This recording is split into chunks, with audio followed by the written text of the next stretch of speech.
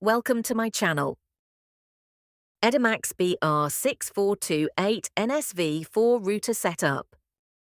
Connect the power adapter to the router and plug it into an electrical outlet.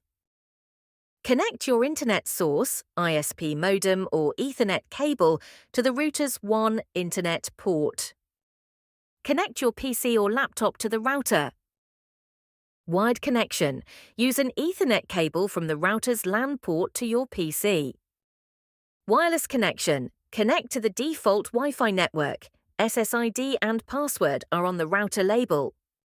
http://192.168.2.1 default gateway for Edimax routers.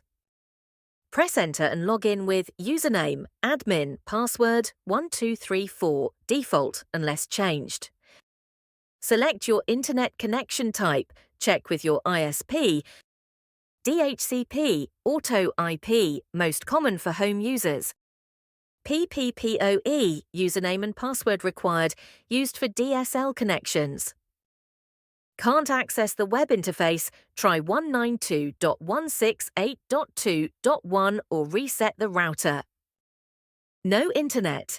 Recheck ISP settings or restart the modem and router. Forgot login details? Reset the router.